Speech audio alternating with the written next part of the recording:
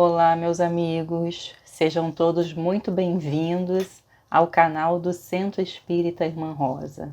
E aqueles que assistem pela primeira vez, que o coração de vocês encontre o que procura aqui, nesse espaço de aprendizado do Evangelho de Jesus. Eu sou a Ana Luísa, colaboradora da casa, e hoje nós vamos ouvir um pouquinho e refletir sobre o tema O Sal da Terra, a Luz do Mundo. Quem vai falar para a gente será também tarefeira da casa, Paula Reis. Mas antes de passar a palavra para Paula, eu vou fazer uma página e em seguida a nossa prece inicial. A página de hoje é do livro Vida Feliz, psicografia de Divaldo Franco pelo espírito Joana de Ângeles. E é o item 3, que diz assim: mergulhe a mente, quanto possível, no estudo. O estudo liberta da ignorância e favorece a criatura com o discernimento. O estudo e o trabalho são as asas que facilitam a evolução do ser. O conhecimento é mensagem de vida.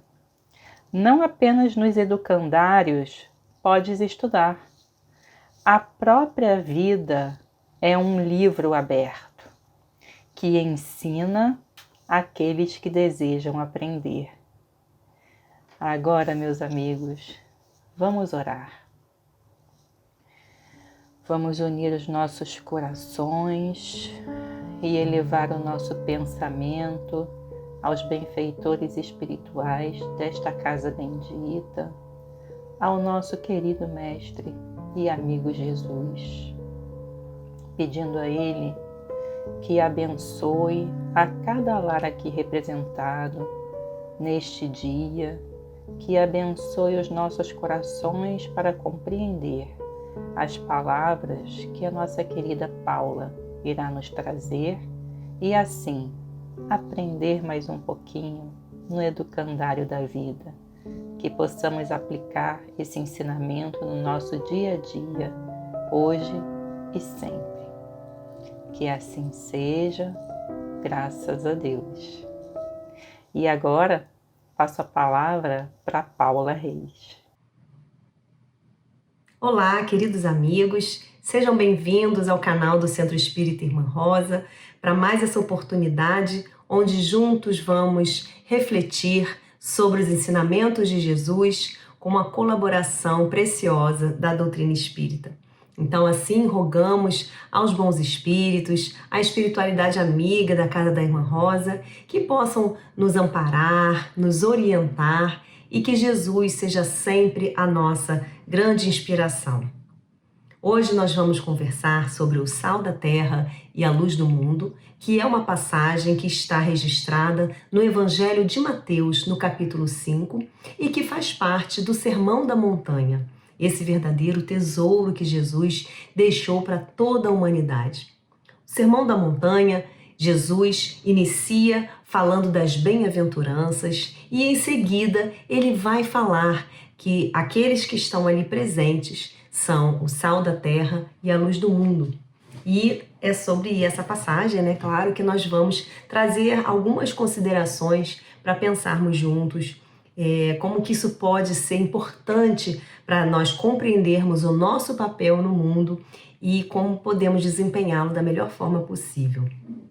É interessante que em diversas passagens no Evangelho, Jesus fala eu sou, ele se manifesta desta forma, eu sou.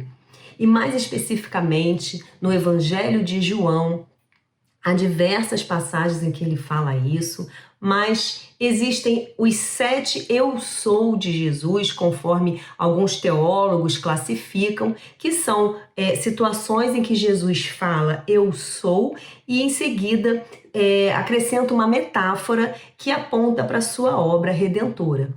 Então, quais são esses 7 eu sou, conforme eu já disse, que os teólogos elencam em relação ao Evangelho de João? Jesus diz, eu sou o bom pastor, eu sou a porta, eu sou a luz do mundo, eu sou o pão da vida, eu sou o caminho, a verdade e a vida, eu sou a ressurreição e a vida, e por fim, eu sou a videira verdadeira. Mas aqui, nessa parte do Evangelho de Mateus, Jesus não fala eu sou, ele fala vós sois. Então, enquanto no Evangelho de João esses eu sou manifestam, nos remetem a um mergulho na nossa intimidade, naquilo que nós somos, aqui é Jesus apontando que todos nós podemos ser a luz do mundo e o sal da terra.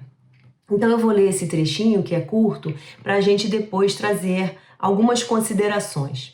Ele vai dizer assim: vós sois o sal da terra. Ora, se o sal se tornar insosso, com que salgaremos?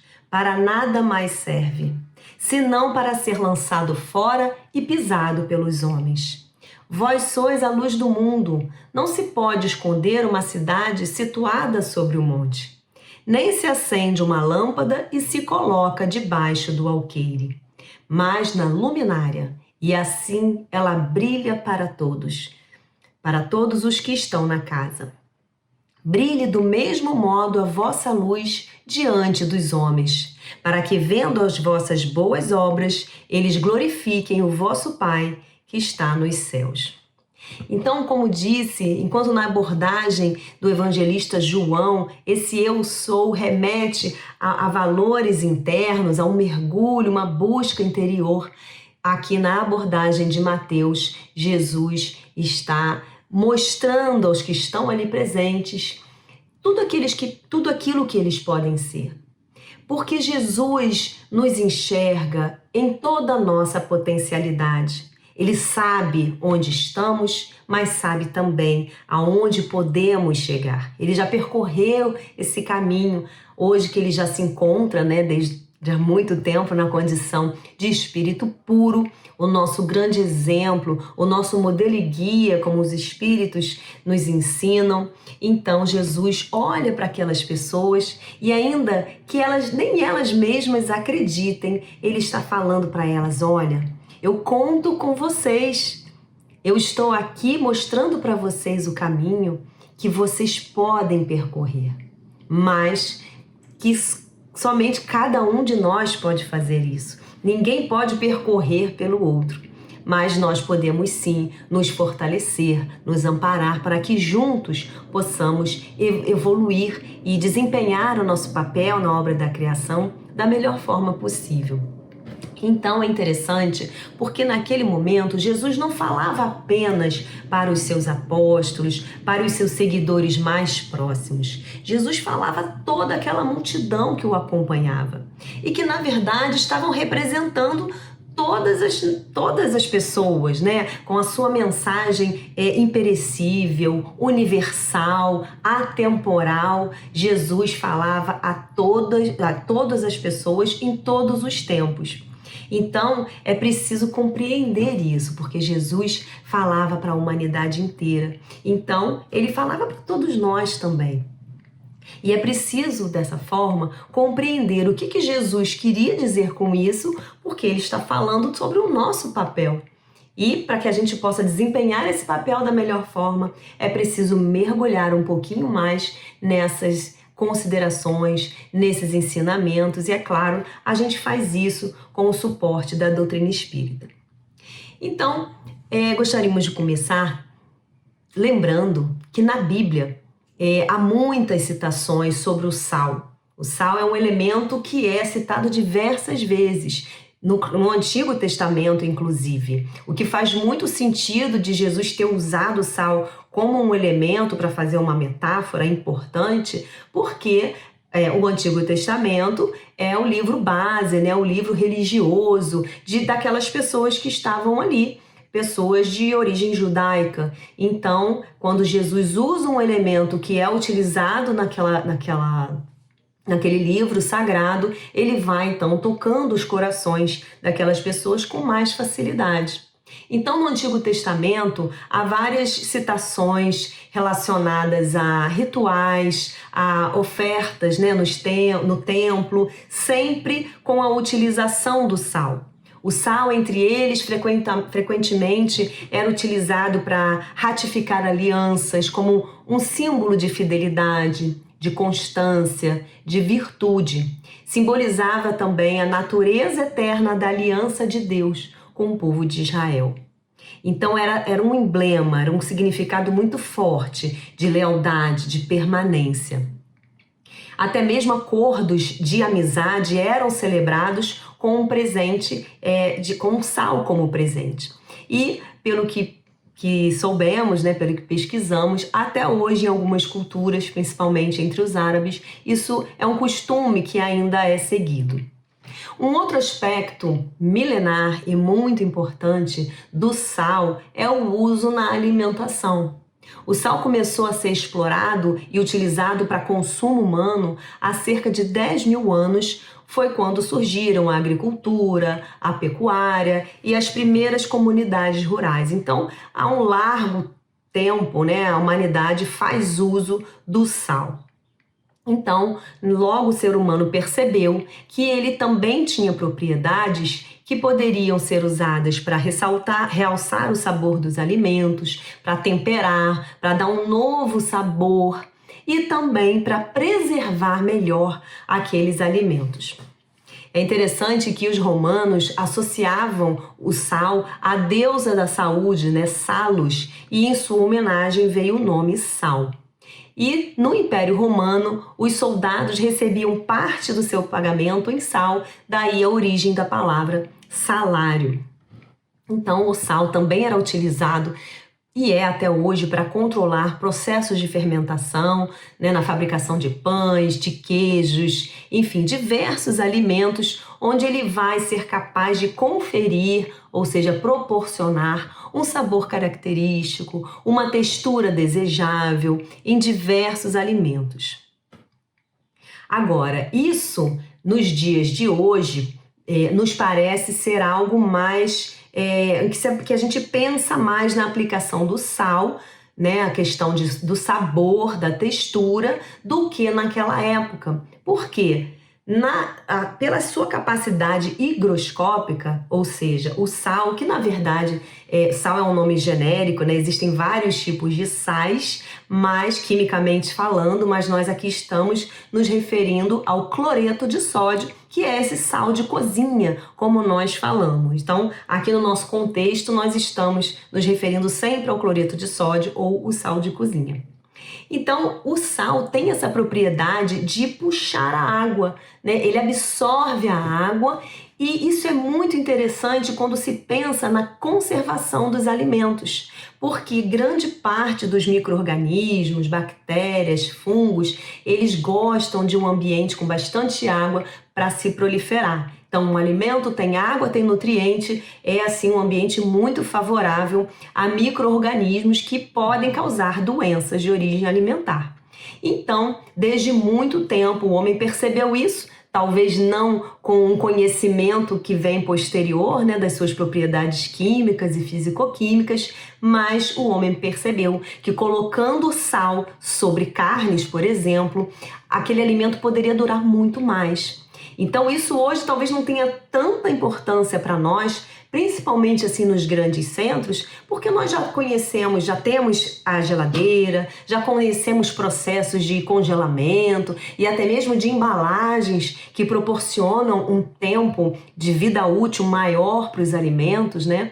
Tem todo um processo aí da indústria alimentícia, mas estou trazendo essas considerações porque pensar em falar sobre sal para aquelas pessoas era algo muito simbólico, muito significativo, porque poderia inclusive significar ter ou não o alimento disponível para consumo, para sua família. Então, para eles era algo muito importante.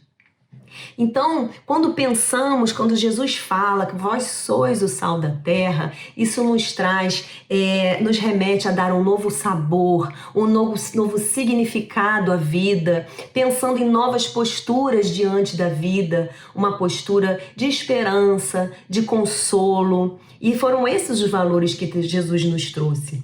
Mas não é só isso.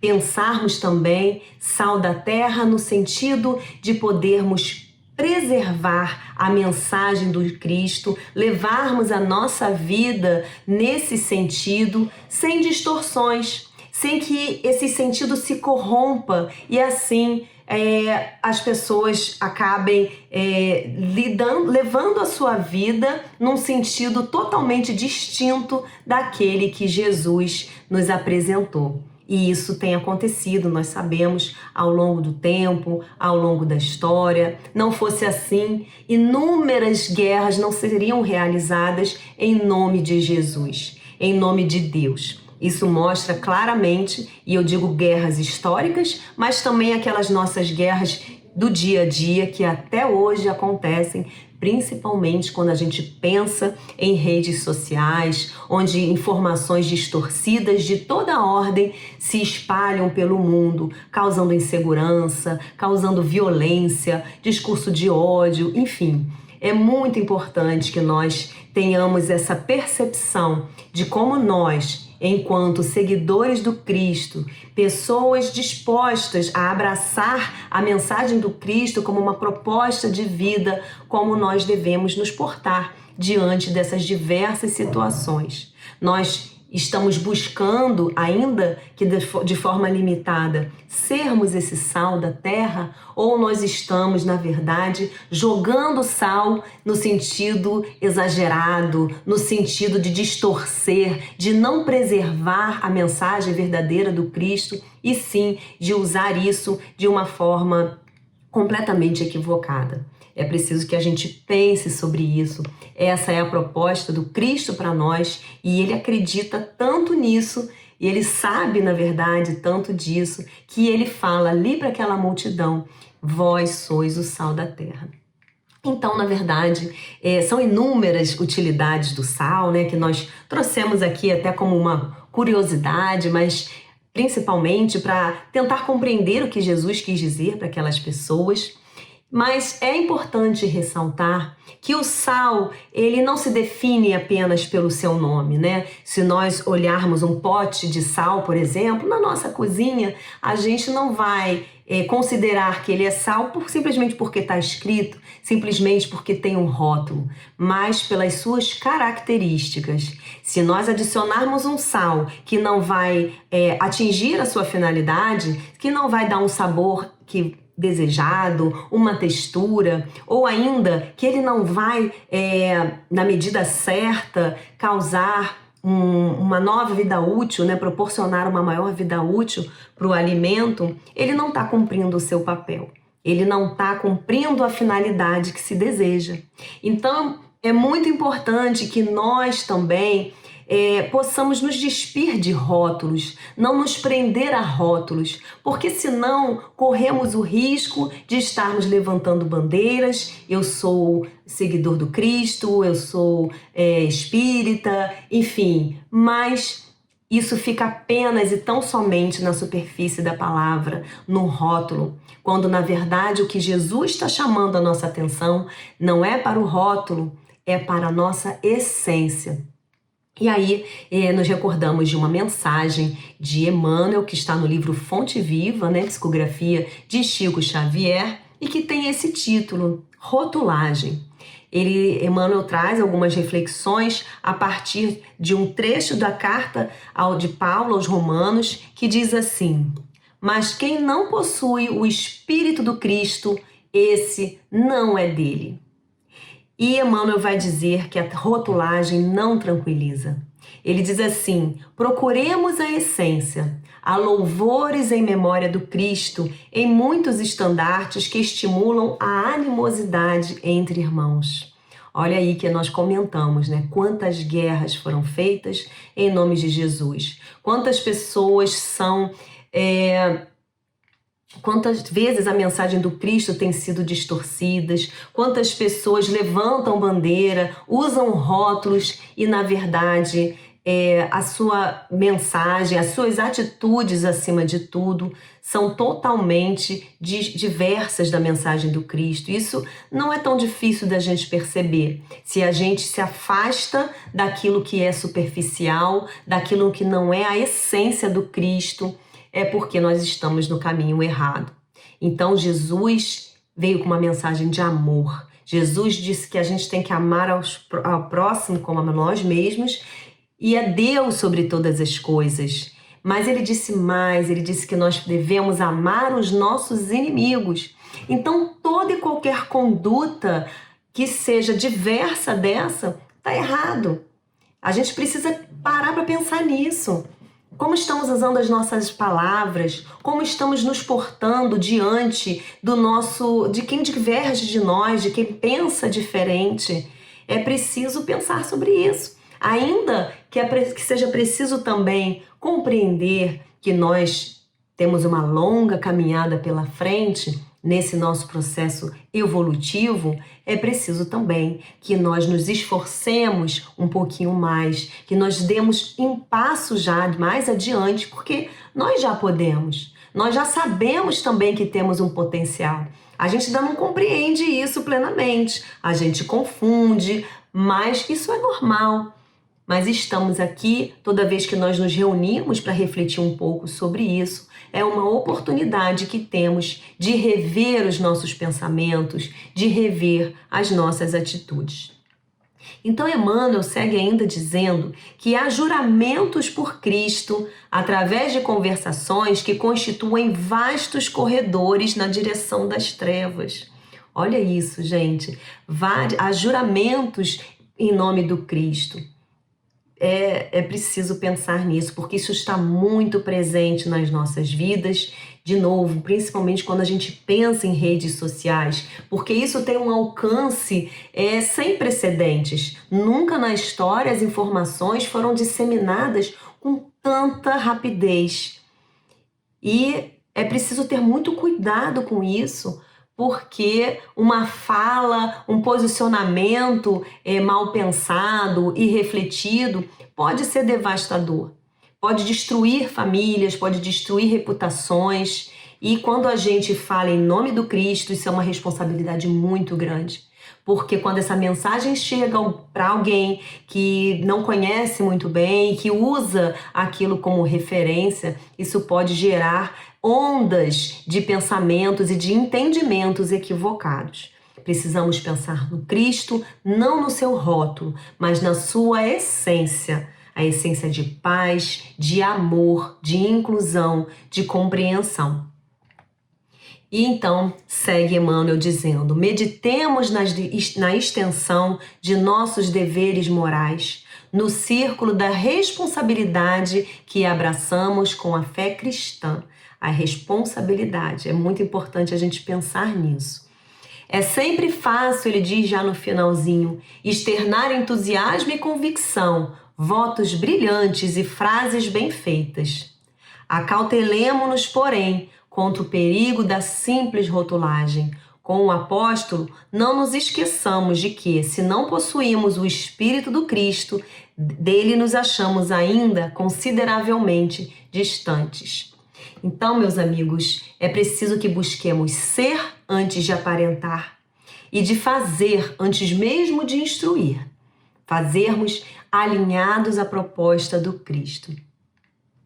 Jesus nos diz ainda em uma outra passagem, nem todos os que dizem Senhor, Senhor entrarão no reino dos céus. Apenas entrará aquele que faz a vontade de meu Pai que está nos céus. Então nós não seremos sal da terra e luz do mundo pelos títulos, pela posição em uma instituição religiosa, porque eu faço uma pregação, porque eu faço uma exposição, enfim, não importa em que religião. Não é isso que vai fazer nós sermos o sal da terra e a luz do mundo. Essa essência nós temos, está dentro da nossa potencialidade. Mas como a gente vai fazer brilhar a nossa luz, como Jesus também nos conclama, não é pelos rótulos, mas pelo modo como vivemos, como lidamos com as outras pessoas e, como já dissemos, em especial com aqueles que discordam de nós.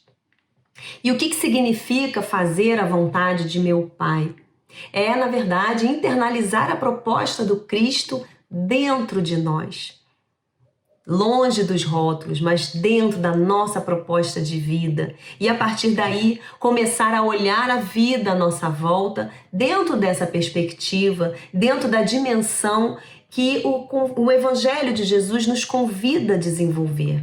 É preciso que nós sintamos a mensagem do Cristo em nosso coração.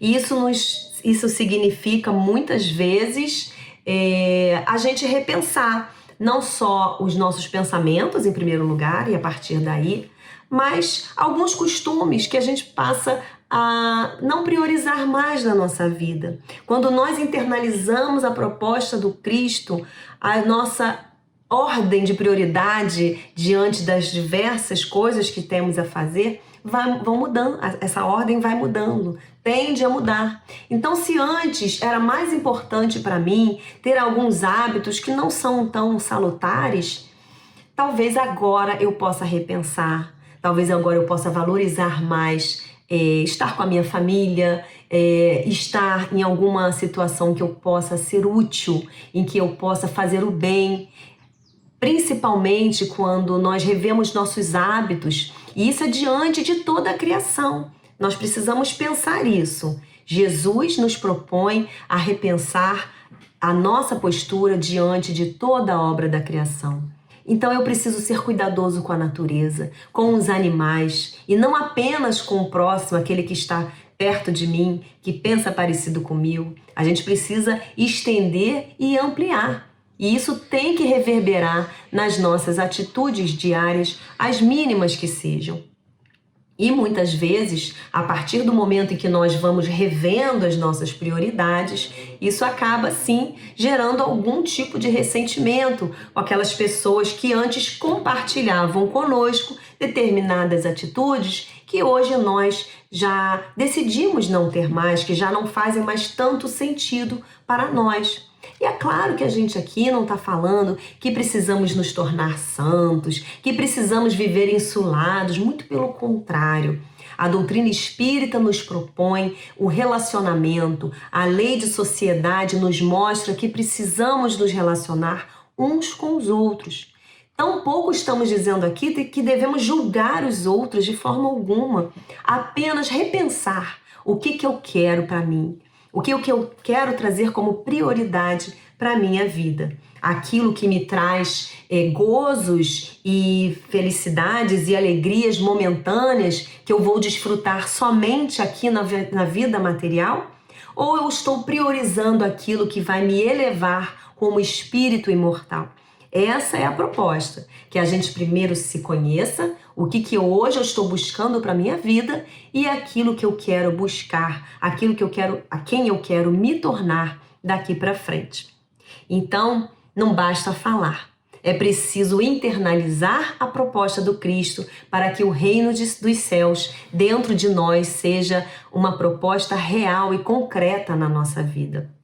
A vivência do Evangelho pode e deve ser feita em todas as situações da nossa vida, nas pequenas coisas. Então não é cumprindo rituais, não é frequentando uma ou outra religião, não basta isso, é preciso que a gente vá além desse conceito religioso e historicamente muito distorcido do Cristo. Então, quando Jesus fala, ora, se o sal se tornar insosso, com que salgaremos? Para nada mais serve senão para ser lançado fora e pisado pelos homens. É que naquela época, o sal, para ser utilizado com a finalidade, para fins alimentícios, ele precisava ser, de certa forma, purificado. Porque não era aquele sal bruto. Aliás, na verdade, até os dias de hoje, o sal bruto, ele traz muitas impurezas que o tornam impróprio para consumo.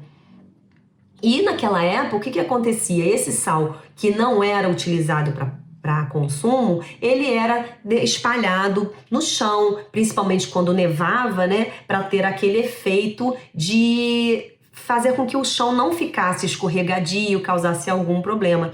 Então era essa a ideia, o sal que não servia para a sua finalidade precípua, mais importante, ele tinha um outro fim, ele era destinado a outra finalidade. Por isso Jesus fala isso, né? Ele não serve para mais nada, e ele está falando aqui da finalidade principal, senão lançado fora e pisado pelos homens. Então, quando nós também deixamos de cumprir o nosso papel, aquilo que nos cabe, nós ficamos assim, estacionados.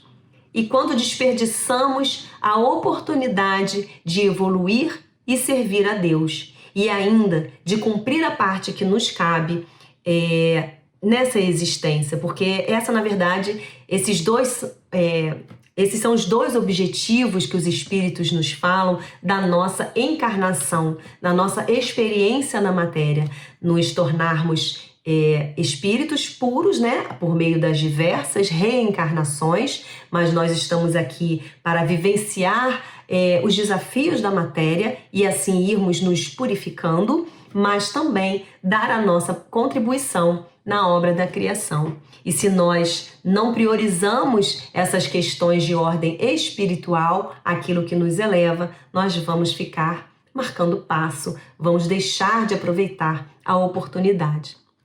Então, meus amigos, o sal, ele tem a sua função, assim como a luz também. A do primeiro, né, como já dissemos, é temperar, é dar um sabor, é preservar as características desejadas. E o segundo, né, que é a luz, tem a função de dispersar as trevas, dissipar, na verdade, as trevas. Tal como quando se acende a candeia, como diz na passagem, para iluminar. Mas para que a luz consiga dissipar as trevas, é necessário que ela seja exposta às trevas. Para sermos luz acima de tudo, é preciso acolher as nossas sombras, compreender onde nós estamos, onde nós nos encontramos.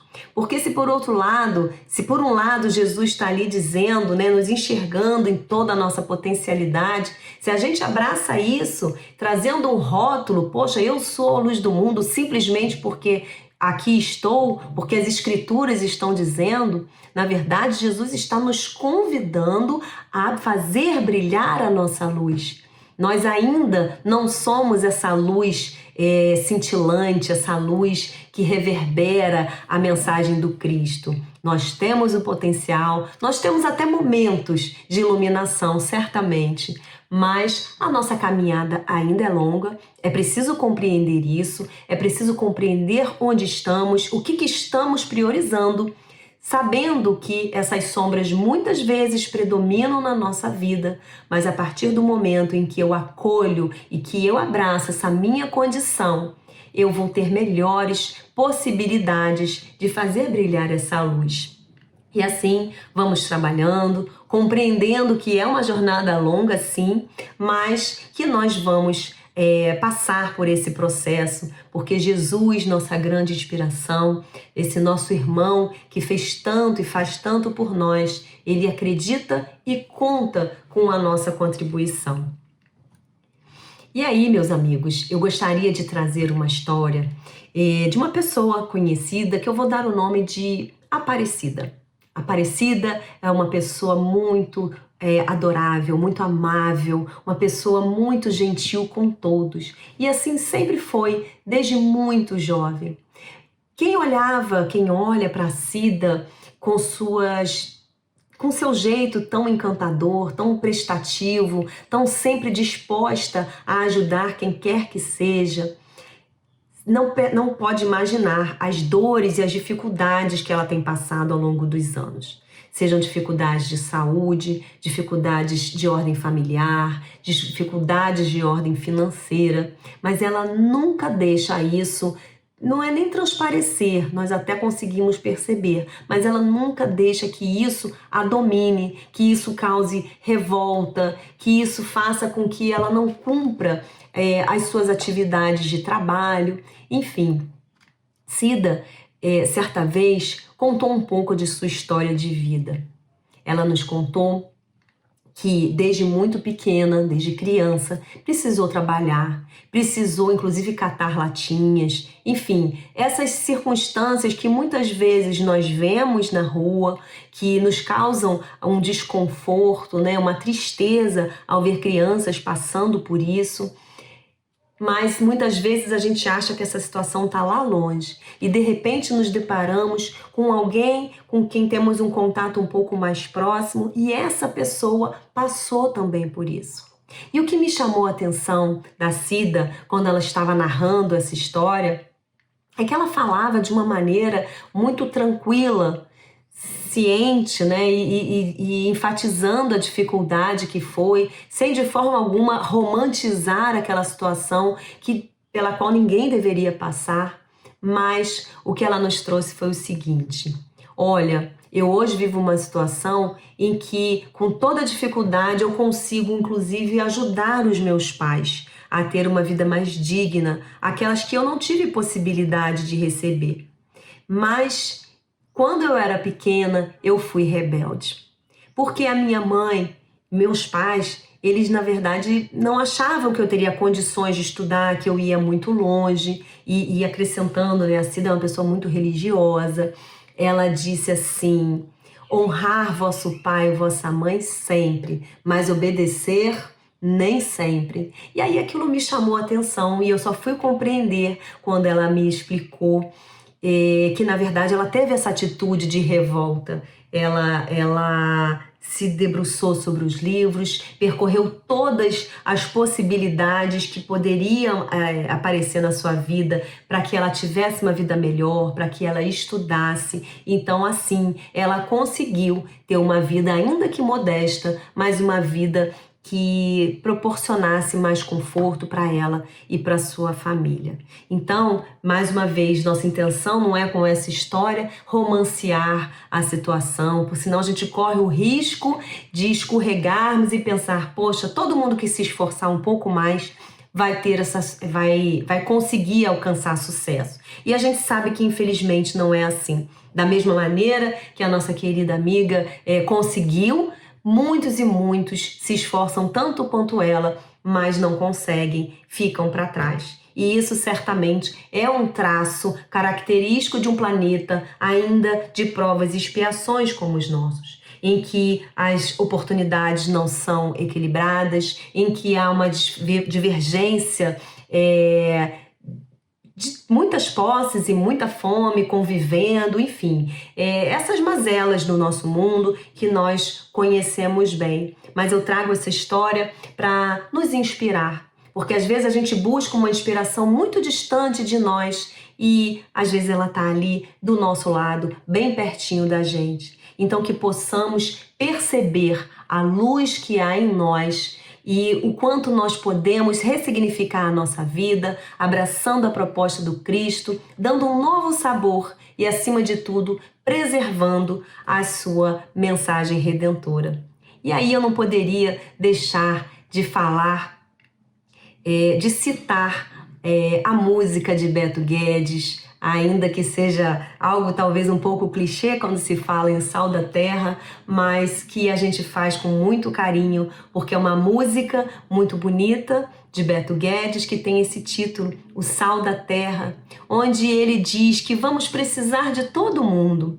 Ele diz que 1 mais 1 é sempre mais que 2 e que para melhor juntar as nossas forças é só repartir melhor o pão. Recriar o paraíso agora para merecer quem vem depois. Deixa nascer o amor, deixa fluir o amor, deixa crescer o amor, deixa viver o amor, o sal da terra. Sejamos então, meus amigos, o sal da terra e a luz do mundo, para que um dia, como Jesus, nosso querido mestre, possamos dizer: eu e o Pai somos um. Muita paz a todos. Muito agradecida e vamos então encerrar nosso encontro de hoje com a nossa oração. Querido Mestre Jesus, mais uma vez, Senhor, elevamos a Ti os nossos pensamentos, agradecidos que estamos por tanto que temos recebido, pela oportunidade de estarmos estudando um pouco mais dos teus ensinamentos, trazendo a doutrina espírita como esse foco de luz que tanto nos ajuda e nos consola, que nos proporciona uma nova compreensão da tua mensagem. Obrigada, Senhor, que possamos assim compreender melhor o nosso papel como sal da vida, terra, como a luz do mundo, como tu mesmo disseste. Obrigada, Senhor, que a tua paz e o teu amor permaneçam com todos nós. Que assim seja e graças a Deus.